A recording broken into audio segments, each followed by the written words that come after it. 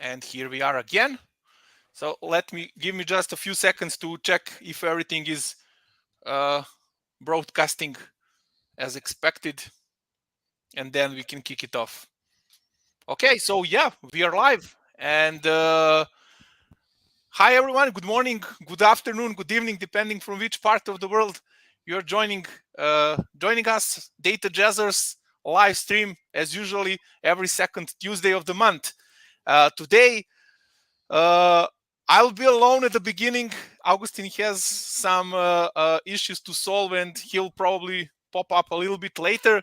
But it's my huge pleasure to host one of the biggest stars in Power BI community. I can freely say this, yeah, because I honestly think that it's Brian Julius from Enterprise DNA. And Brian, it's a huge honor to have you as a guest on Data Jazzer show. Welcome, and looking forward to having a chat with you. Oh, thank you so much, Nicola. I'm a huge fan of yours in the show, and it is really an honor to be here today. So, really been looking forward to this. I've had this circled on my calendar for weeks now. Awesome, awesome. Yeah, also for us, yeah, we have some, I think, very interesting topics to discuss, not only related to Power BI, but overall to your professional and a little bit of personal things to discuss and stuff like that. And before we kick it off, I would just like to uh, officially thank you for supporting Power BI Bootcamp. For maybe for people who are joining us and who are not aware, last year we ran a free Power BI bootcamp for women and some people who can't afford paid training. And I remember when we were talking around this time before we started Power BI bootcamp, and I told you about that idea. Yeah, Brian was like, "Yes, we want to help this initiative. We want to support it." And I want to express not my gratitude, but gratitude of our boot campers who were so happy when we told them that they will get 1 year free subscription to Enterprise DNA. It was for them really amazing, and once more, thanks for that. Oh, it was our pleasure. That we just thought that was an incredible initiative, and loved your leadership in initiating that, and then the way other folks in the community stepped up. I know you were concerned because you were getting such a big response on that you weren't going to be able to handle all the people who want to do it. And the way other people in the community stepped up and to run their own sessions with you, I thought was amazing. And so we were thrilled to support that. And it's interesting seeing other people who've been inspired by that effort to kind of run similar activities in other countries. And it's a wonderful initiative. And as I say, we were thrilled to be even just a small part of it. Thanks. Yeah, yeah. Not a small part. Not a small part. We got some of boot campers getting their first job after the boot camp in data analysis industry. So I'm sure they have a lot of things to learn and deepen their knowledge using Enterprise DNA platform. So it's not a small help. We really appreciate that. And that's amazing that you're already seeing people have real career impacts from that. And I think that's at the heart of a lot of that's at the heart of really everything we do at Enterprise DNA, and really what I do personally in the community is just trying to kind of share and give people that that leg up in their careers. Absolutely. Okay, so yeah, maybe we should kick it off by something that you recently started, or at least for me, it was something new. Maybe it's not recently, but you will provide us with more insight on that. Workouts on Enterprise DNA platform. Can you explain a little more about that? I think it's a brand new concept that you launched on the platform. Yeah, this is something that it's about 3 weeks old now. And what we really looked at was inspired by something that VJ Verma, who's a super user in the Microsoft community, and I think is the number one person in terms of all-time solutions for Power Query. And he started something about, I think it was about 6 or 7 months ago, called the Excel BI Challenge. And it's a nightly challenge he runs, and runs it for free in the community. And it is amazing. He's really creative in terms of coming up with problems and, interesting, you know, interesting hurdles that you have to overcome in terms of data cleaning and, application of Power Query.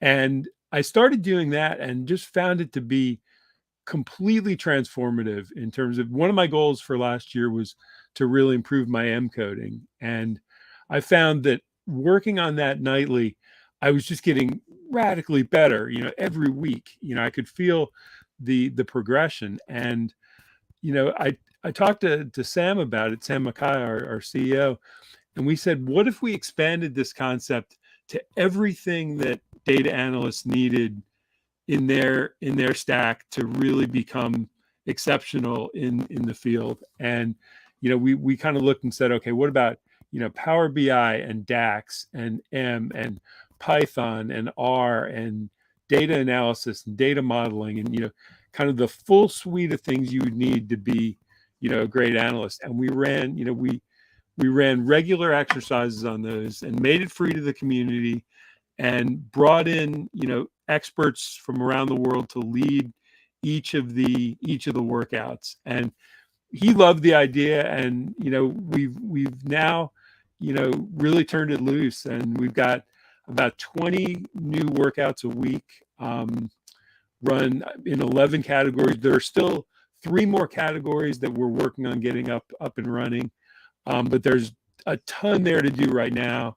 And we're getting a great response to it, and it's really fun to to see the reaction and to see people already diving in and beginning to improve and learn. So definitely something that I'd encourage people to check out. It's totally free, and a lot of fun. Good community and involved in it. Yeah, I think it's a great idea. So you mentioned, so there are different like subtopics for workouts. So if I'm, let's say, good at DAX, I can go and work out and practice, for example, M coding or Python or something else, right? Yeah. And what we do is we basically, we kind of score every exercise in terms of kind of a 1 to 5 star difficulty. So, if you're, let's say you're good at DAX, but you want to occasionally jump back in and really challenge yourself on a hard DAX problem, you can do that. Or you can jump over and say, okay, I really want to learn Deneb. And we've got exercise on that. And again, whatever you jump in on, there'll be a basic, a few basic workouts and then some harder ones. And so you really can kind of go kind of across the grid in terms of picking your topic, and then down in terms of picking your difficulty. Yeah, I understand. Yeah, so that really looks interesting, and I will also encourage everyone. There is no better way to learn a tool, a technique, a concept than go out there and practice. So yeah, that's workouts is amazing stuff, I would say. Yeah, we can also switch back to talking more about what Enterprise DNA offers maybe later. But I need to ask you now this question, because that's the question that we are asking all of our guests, basically. How would you describe your Power BI journey from early days till now? So how did you ended up in Power BI? It was really completely accidental. It was just kind of fate that brought me to Power BI. That I was working for the government, and I was managing a large program. It was about 175 people and about $50 million a year. And I'd been doing it for a while, and I just burned out on it. And I just needed to do something different. And so I took a 4-level demotion voluntarily, and really wanted to get back to hands-on data work. That's kind of what I what I studied, what I did in the first third of my career. And so I got put on a project to lead, to build a new financial system, because the financial system we had at the time was not in compliance with audit requirements. And so we actually consulted with Microsoft, and in the first meeting we had with them, they were talking about our requirements, and there was a guy in the corner, and he was sitting there, and he was just banging away on a laptop, and I didn't know what he was doing. I thought he was taking notes. And at the end of the discussion, they put his laptop on screen, and I saw Power BI for the first time. And he'd been building a simple Power BI report in the midst of our initial discussion. And I saw this, and I said, "This is magic." I just couldn't. I think each of us, when we first saw Power BI, probably had the same reaction. It was like, the caveman seeing fire for the first time. And I like that analogy. Yeah. I just immediately went home that night, and I said, I gotta learn this. I wasn't familiar with it, and so I jumped online, and I started watching Guy in the Cube videos, Enterprise DNA videos, Kerbal videos, kind of anything I could get my hands on. And really just it kind of blossomed from there, that I started getting on the Enterprise DNA forum and answering questions. And I didn't know a lot at the time. I just basically, I always had the philosophy, you don't need to know a lot, you just need to know a little more than the person asking the question. Absolutely. Yeah.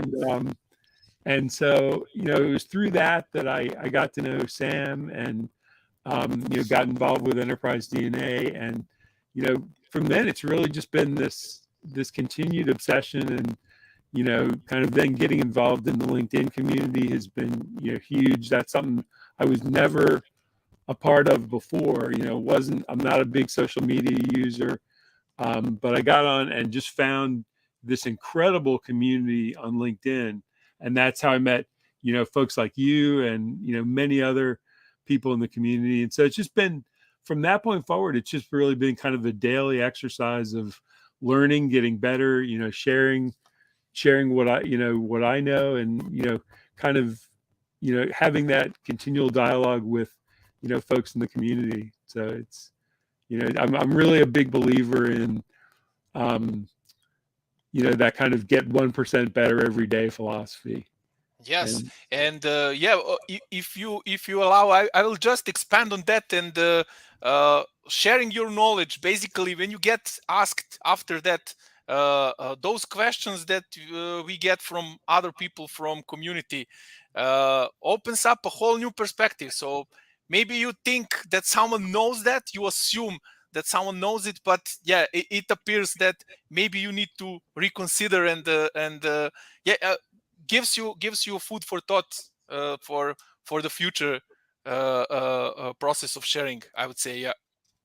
Oh, absolutely. That I think every day there are new ideas that I see discussed, and things that make you think about things in a different way. And so I think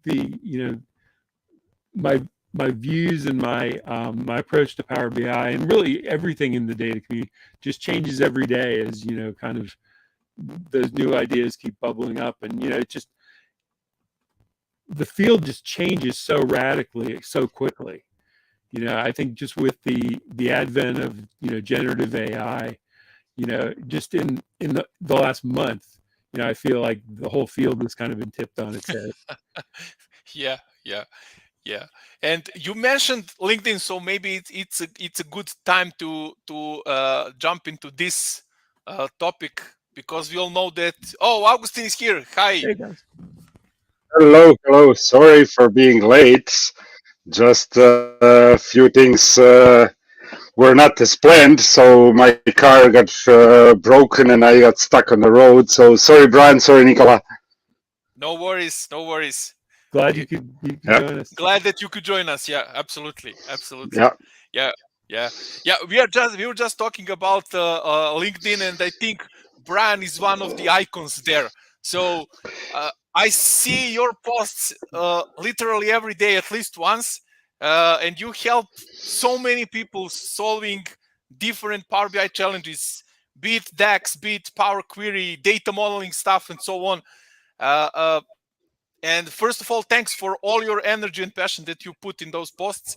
And maybe it would be interesting if you can share with us some of the most interesting posts, maybe reactions, feedback that you received from the audience, from LinkedIn community, and how some of this, because we were talking about the impact on personal growth, how some of these maybe feedback or reactions helped your personal growth. Yeah, I think one of the things that really I really enjoy is, I really enjoy when people challenge ideas. That I'm a big fan of, you know, all the people in the community who, kind of approach things with kind of a healthy skepticism. I'm a huge fan of, Greg Deckler's, for example, because I think Greg always looks at ideas and says, you know, is that true? Is that right? Is that the best way of doing things? And so, I very much appreciate the people who, kind of take that view, with my posts and just with the world in general. And so, there have been some really good dialogues, I think, kind of stemming from a good example is the no calculate DAX. That I kind of listened to Greg's presentation on that, and I said, I really think there's something here.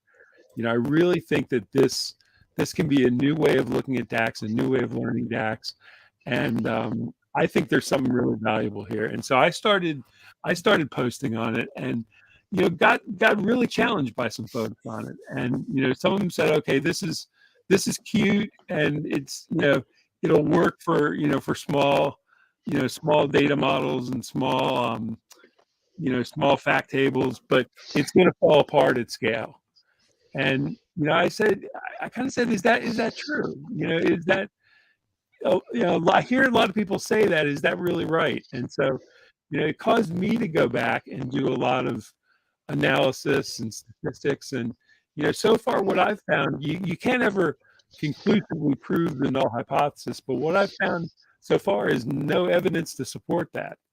That when we run the models and we run the numbers, there really isn't a difference. And so, I actually expected there would be. I thought people were right on that it would really fall apart at scale. And we've now run it at 100 million records, and it's not falling apart. And so, I think that's a great one. There was one the other day that I posted about kind of how people learn, and this cone of learning. And somebody really challenged it and said, hey, that's been debunked. That the numbers on that really aren't right. And and they provided a really good argument. And I love that kind of challenge and that kind of dialogue. So even on the on the workouts, there's a great dialogue going on. There's a guy named Alexis Olson who's a super user on the Microsoft community, and he's popped in a number of times and said, hey, here's a different idea, different approach, different way of doing things. And I love, that's one of my favorite things in the community. So to everybody Yep. else, And lately, I saw. Yeah, just wanted to ask. Lately, I saw also your post about being rejected for nomination for Microsoft MVP, and you received a lot of love from a community. And reading all the comments, reading your post. So, what's driving you actually? So I know it's not status per se, but it's a community. Can you tell us more? What's driving you in? yeah, it really is. It really is basically a really strong desire to give back.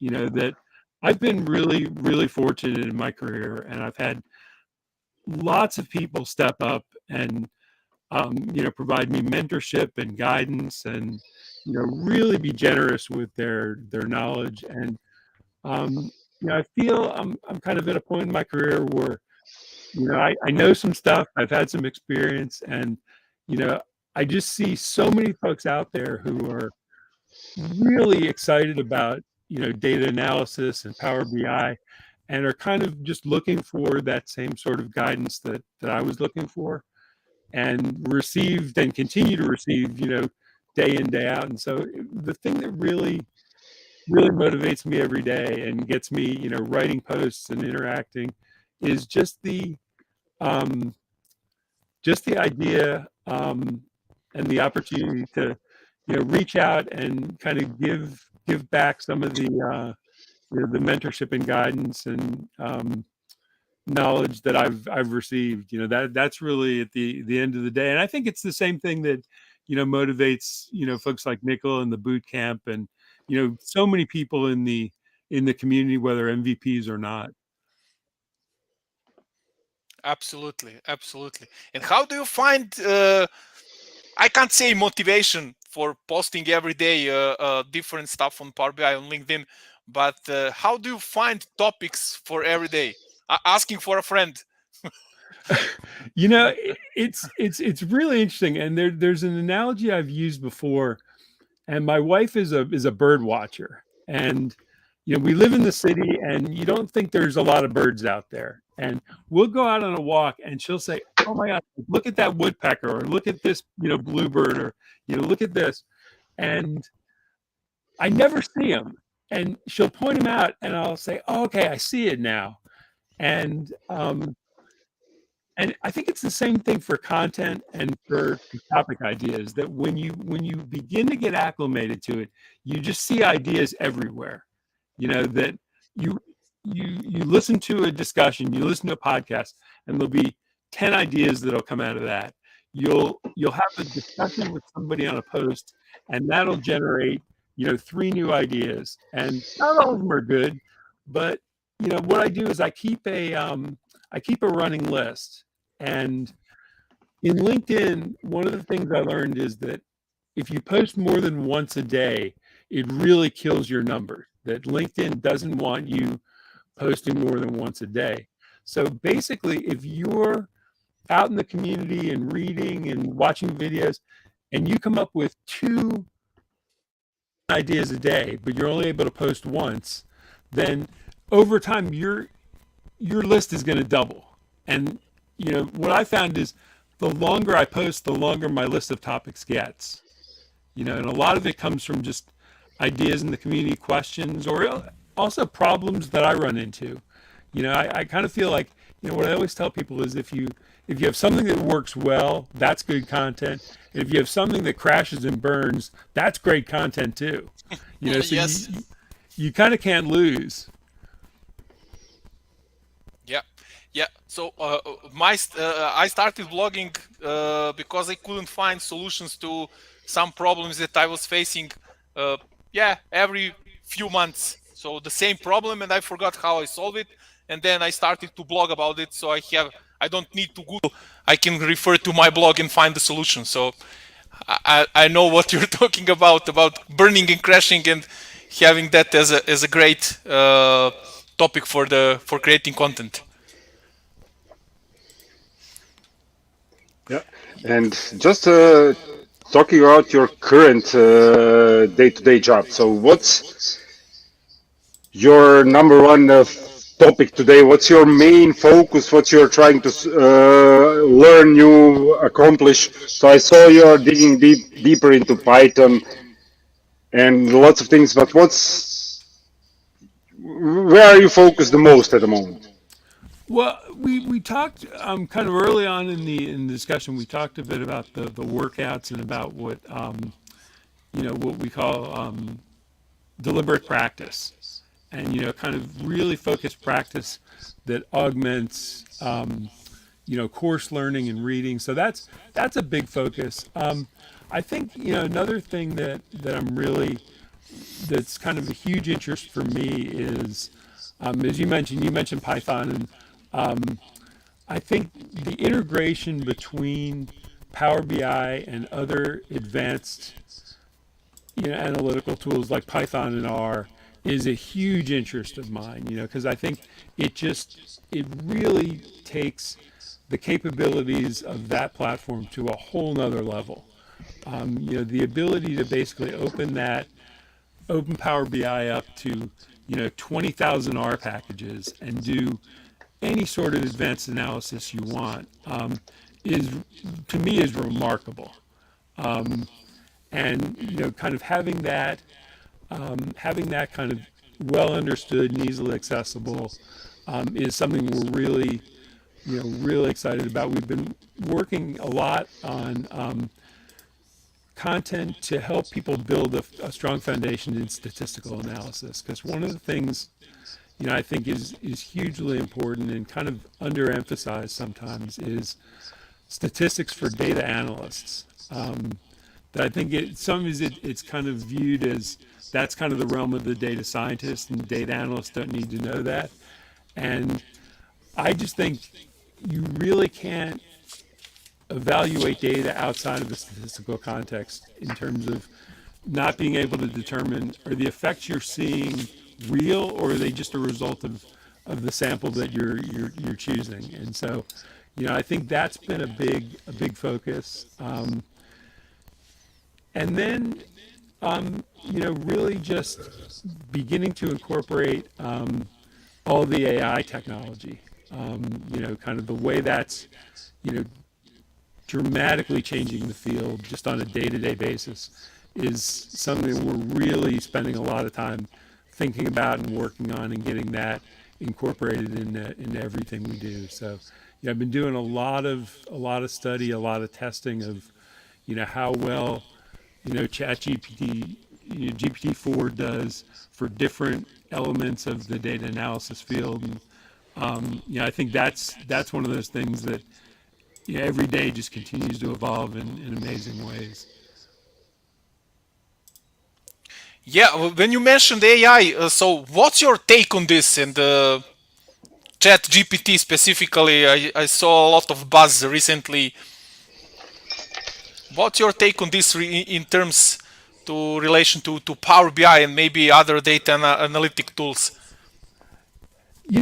I think it's really something that can dramatically speed learning. It's not going to do your work for you, but I think it is an incredible way to augment kind of traditional learning methods. And some people have said, "Hey, do I still need to learn DAX? Do I still need to learn, Python?" And the answer is yes. It's still a long ways from taking that responsibility completely. And I think you still need to really understand the fundamentals. But I think it's going to really speed a lot of the details. I also think one of the things that I've been super impressed with, and I don't know if you've tried this, is you can actually upload photos, and you can upload a report or a dashboard, and you can ask it to critique that. And it is really impressive in terms of what it can do in terms of providing feedback on, a report. And so I think, as a way to kind of, test yourself and critique yourself and, kind of push for, improvements in your own work, it's a great way to do it. I mean, I think the community is another way to get that feedback, but I think anything that makes it easy to kind of get that real-time feedback on your work is immensely valuable. And I've been really surprised and impressed at how well it's doing that. Yeah. I Yeah, was also impressed how good is it with documenting our measures in a model through Tabulator. So I think it will speed us a lot. It will bring us a lot of speed with those boring day-to-day tasks. Absolutely, and I was just talking to Austin Steinmetz about this in his feed, which I'd highly recommend to folks. And he was talking about the value of commenting your measures. And one of the things we talk about is how good ChatGPT is. You can just upload a DAX measure and say provide inline comments on this, and it is remarkable how well it does with that. So, I think all of us, probably not, maybe not all of us, but I'll speak for myself in that I am someone who's lazy about commenting. And it's one of those things that you can just kind of offload that task to to the AI, and check it, and make sure that it's providing what you need. But it really does take a lot of those repetitive tasks just off your plate in amazing ways. Exactly. I'm not trusting it 100% because I saw examples when it gives you uh, very enthusiastic but wrong answer. Yes. But for automating stuff and where some description can be used this way or another way when you don't need 100% accuracy, I think it's amazing. I've noticed. Yeah. It was interesting. I did some initial testing on 3.5, and I noticed that it would give you those really like very enthusiastic and certain false answers, and you would even point it out. And I said, give me your top 10 most important DAX functions, and it gave me a pretty good list. But I said, okay, one of these is not a real DAX function, and they're like, oh, my apologies, use this one instead, and that wasn't a real DAX function. And um, and so I've noticed it's getting a lot better about that. But somebody pointed out a really good point, which is, they said, no, you can't trust the code that comes out of ChatGPT, but also you can't trust your own code either. That's why we have code review. That's why we have all sorts of quality assurance, quality control processes, because code is never perfect, and so it always needs to be reviewed and improved. And so I would never advise anybody to take any sort of code, whether AI generated or not, as gospel without kind of taking a careful look at it and testing it thoroughly. We should still wait a bit until ChatGPT could be a good DAX expert. For now, I would still keep it as a junior developer, not as an expert. Definitely. The one thing I've really been super impressed with is, and the DAX and the M code are useful but a little shaky. One of the things though that it seems to be doing beautifully with is analytical methods. So if you say, okay, give me the way of testing the variance of two samples that are not normally distributed, and then give me the code, the R code or the Python code to run that test. It is spot on that sort of thing. And so, in terms of, kind of the ways in which I think, data analysts can leverage, some basic statistical understanding and really then use that to enhance the quality of their analysis. I think it's opened a lot of doors on that. Yeah, makes sense. Brian, I need to ask you one question that we ask all of our guests, and Augustine prepared one video compiling all the answers from our guests. We had people from Microsoft, Power BI Cat team, other community members, and I would say that we didn't get one same answer on this question between two people here. And the question is, what are the three most important concepts in Power BI to grasp in Power BI? One for beginners, one for intermediate users, and one for advanced users. Okay, so beginning users is easy, and I just posted about this today, that I think beginning users, the most important concept is data modeling. That the ability to take data and turn that into a star schema, I think that is going to guide whether Power BI is a smooth, pleasurable experience that gets you what you want, or whether it's a horrible nightmare that you're fighting the entire way.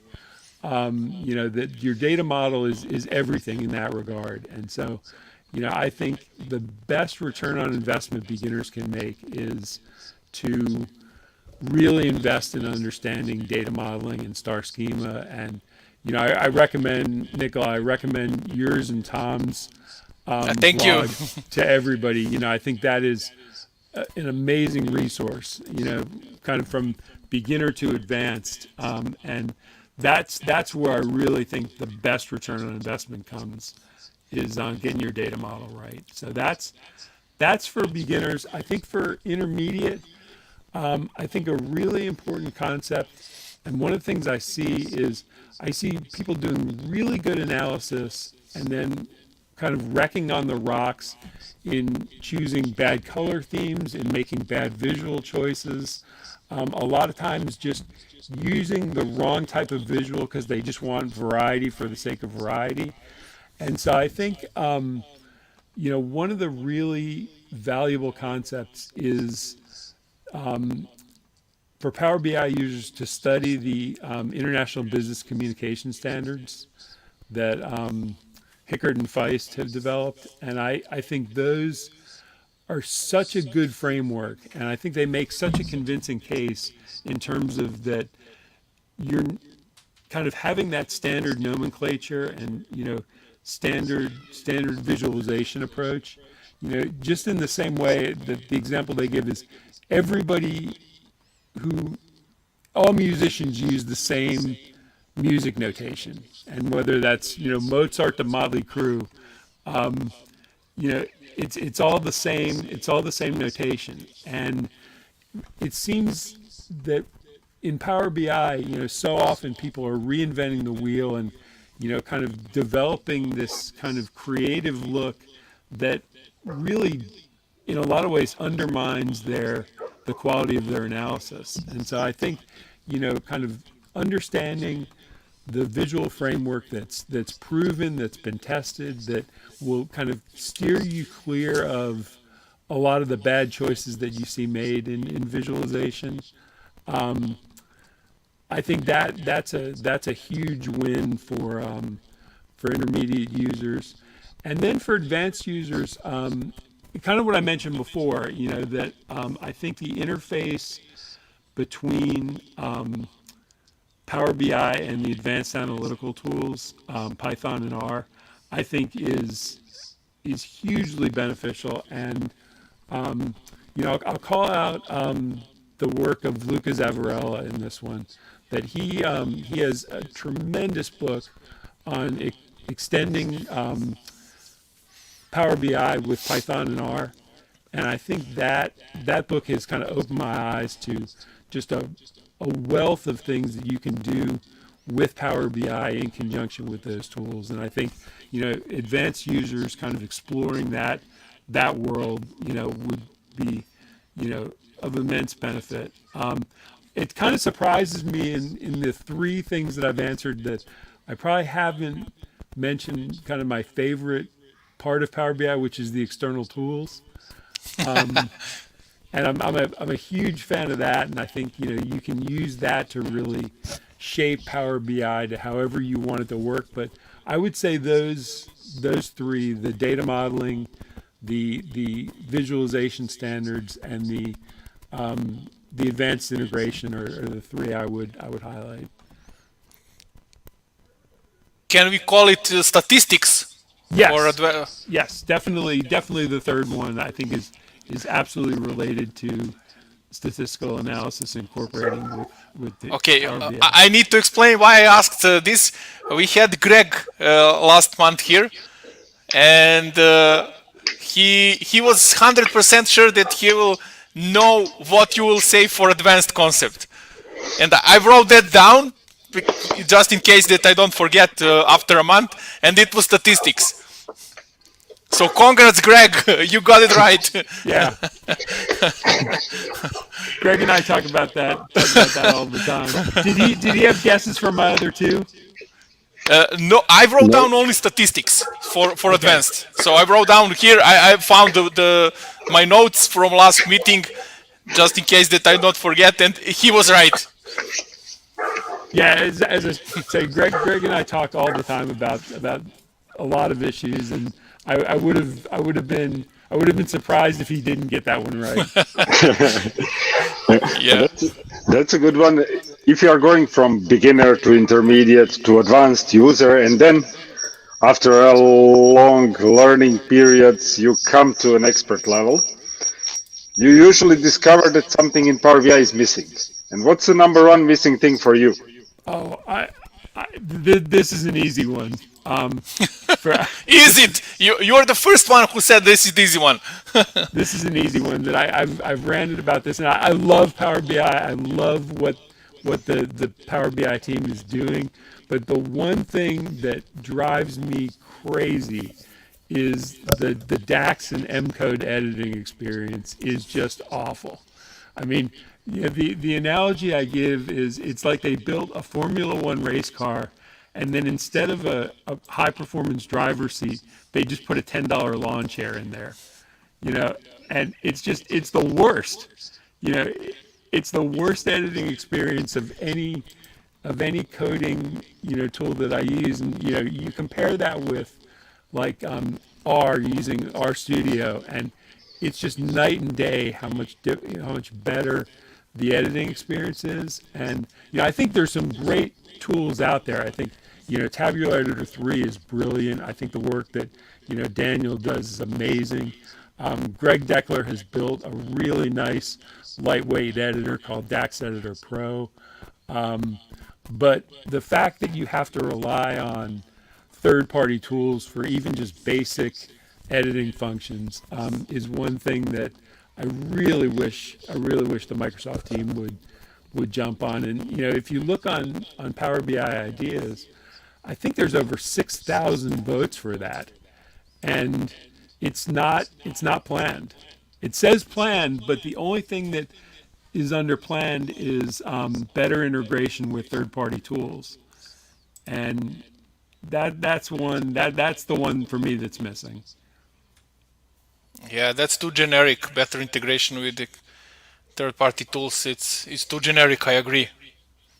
But you mentioned external tools. Can you share, of course, Tabular Editor, DAX Studio, two mainstream external tools. Do you have some others that you can recommend to our listeners? Yeah, that there are whole bunches of them that I use. My external toolbar is, I think, 30 tools long at this point. I think one of them that I love is what Gregor Brunner has done with Measure Killer, and the way to basically use that to scan your reports and remove unused measures and columns automatically. I think that's fantastic. Michael Kowalski, Report Analyzer, I think is an amazing tool in terms of kind of optimizing the visual layer. The data mark documenter is another one that I think is such a great automated tool for something that, again, we go back to kind of the discussion we had about commenting your measures. I think documenting your reports is something that a lot of us always say we're going to get to, and then you finish your report and the next report, and you jump to the next one. Yeah, exactly. And you're kind of like, I'm tired of this. I'm tired of this report. Let me jump to the next one. And that tool does a fantastic job of going through and providing automated documentation on your reports. There are a number of really great tools for developing HTML-based visuals that Pascal Kiefer has a couple of custom visuals that I really love, Viz Creator Flex and Viz Creator Cert. And there are some great online tools that kind of automate your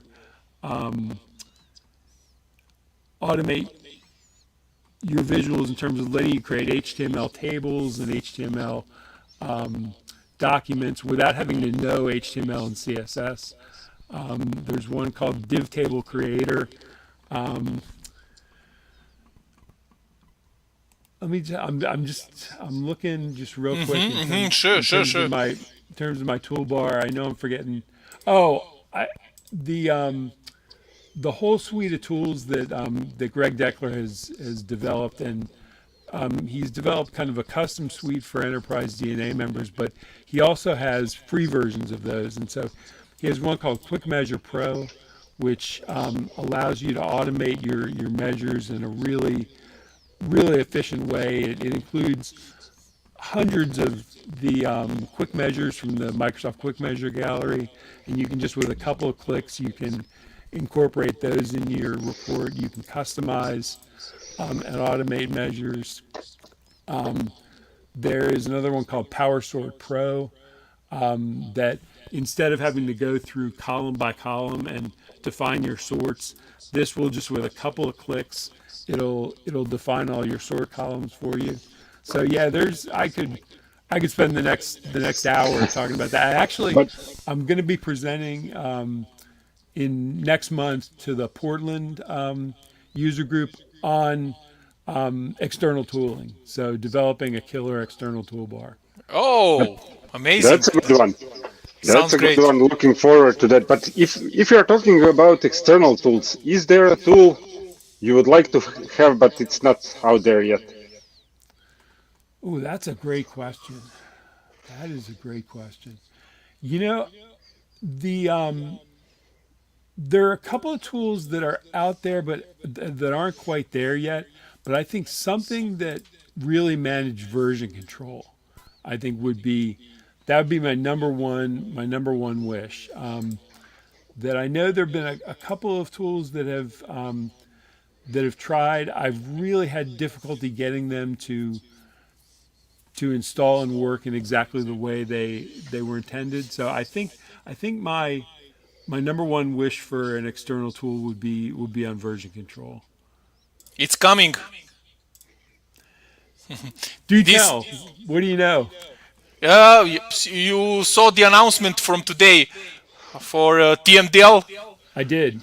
Yes, so that's kind of not full source control, but yeah, it opens the door for the source control that we had previously with TFS and Visual Studio and other tools. Yeah, Yeah, I think that is going to be a huge improvement, and I think I saw the work that Matthias Tierbach has done, and that is just kudos to him, and really commend the team for kind of expanding out in that direction. yeah. His external tool, PBI tools, was amazing, and it's still amazing. But before these latest announcements, it was not officially supported by Microsoft, so it was painful to convince customers to use it, even though it's amazing. But yeah, now with this official support, it opens many doors. Yeah, no, I'm really looking forward to diving into that and kind of seeing what can be done. I saw Kurt Buehner's post on that today, and he had a great example of what the TMDL code looks like, and it really looks much more intuitive than the JSON file that comes out of the BIM, and so yeah, I think just super excited for that work, and also just the work that we talked about that Miguel and the community team are doing on the native visuals. One of the things that I saw Miguel say the other day is that they're going to be incorporating the IBCS standard options directly into the native visuals, which I think will be an incredible advance. I think we had Miguel here. I think in January, and I hope at least 50% of announcements he provided here will come during this year or beginning of next, and it will be a really major change. Yeah, Yeah, that's for sure. Yeah. So slowly wrapping up, Brian. What can you expect from you in next period? Staying super active on LinkedIn. Yeah, it's an interesting question. That I think we're continuing to, expand the workout center, and continue to expand, the content we provide. Both through Enterprise DNA and free content on YouTube, on LinkedIn. I'm just going to keep banging away and posting daily, and interacting with the community. So I love, kind of in terms of what's next. I think part of it is driven by, where technology goes. I think where Power BI goes, where AI goes, and part of it is really driven by, what do people want to see and hear? What are the things that they're struggling with? What are the things that would really be beneficial? And so, one of the things that really kind of shocked me was, I put out a post about a week ago about kind of my Super Six, kind of the six things that I think are most beneficial to focus on in Power BI, and that post went crazy. It's now over 750,000 views, and Wow. it just exploded. I mean, most of my posts, are kind of in the 15 to 20,000 views, and I consider that amazing. Just that there's that level of interest. And so when I saw this one really explode, I said, okay, that really tells me that people are looking for new ways of learning and new ways of thinking and making Power BI easier. And that's really, I think, the thing I want to try to focus as much of my efforts on as possible is just, you know, it's this amazing tool, and kind of if there are ways we can open it up and make it easier and more accessible to, more people in the community, and to get up that learning curve faster. I think that's really where I'd like to go with my efforts. Yeah. So, and for Enterprise DNA, any new plans aside from workouts? You know, as I say, a lot of it is focused on AI. Sam is coming out with a kind of a whole new communication to the community about how we're going to be incorporating AI.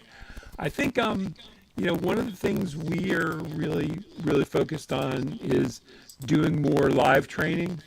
I mean, still remote, in terms of online, but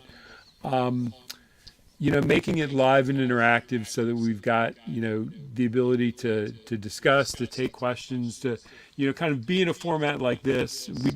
We're doing one this week on, we call Power BI Accelerator. That's a, 4-day, event. And we're now, planning ones on, the whole Power Platform, so Power Automate, Power Apps, Power Virtual Agent, and really expanding that that live experience, because I think that learning in community and learning with others and hearing others' questions really kind of increases the pace of learning, and the enjoyment of it as well. And just wrapping it up, so are there any in-person conferences or events you will attend this year so people can reach out, say hi, and start conversation with you? That's a great question. I really wanted to be there at SQL Bits, and wasn't able to for some personal schedule reasons. I heard it was fantastic, and so I don't have any plans yet to for conferences on the map this year, but that's definitely something I wanna do in the summer and fall, and to get out and really meet folks personally in the community. So yeah, that's a great question, and something I'll be looking into, and definitely making my plans known on that regard. Have you guys got any ones that that are on your calendar for attending? From my side, probably will be attending PAS Summit in November in Seattle, and I think that's it from big conferences this year. You, Nicola? I'm in Vegas in beginning of October, Microsoft Power Platform Conference. That's for sure for now. Other than that, yeah, we'll see. I'm not sure about the others. Yeah, that sounds like a good one. That and Vegas is always fun. So um, Yeah, yeah. I see I Okay. see I see Donald responded positively to Yeah. that one too. Viva Las Vegas. Yeah. But Yeah. Nicola, be careful. What happens in Vegas stays in Vegas. I know. I spent part of my honeymoon in Vegas, so I'm already familiar. But thanks for the reminder. Yeah. Okay, so slowly wrapping up, Brian, thank you very much for joining us, for spending your time with us. It was really pleasure to talk to you, and hopefully we will meet in person at some of the conferences, either in US or here in Europe. I really look forward to that very much so, and I really appreciate your having me on today. Totally enjoyed it. The hour went by really fast, and um, Absolutely for us as well. Yeah. Yeah, so it was a pleasure speaking with you for all of you out there. So we'll be back live in 2 days with our live from Redmond this Thursday. So expect Power BI release hopefully soon. And after that, we are jumping in with the newest feature and with guests from Redmond discussing those features. Thanks, Brian. Have a great day. thank you guys. Thank you.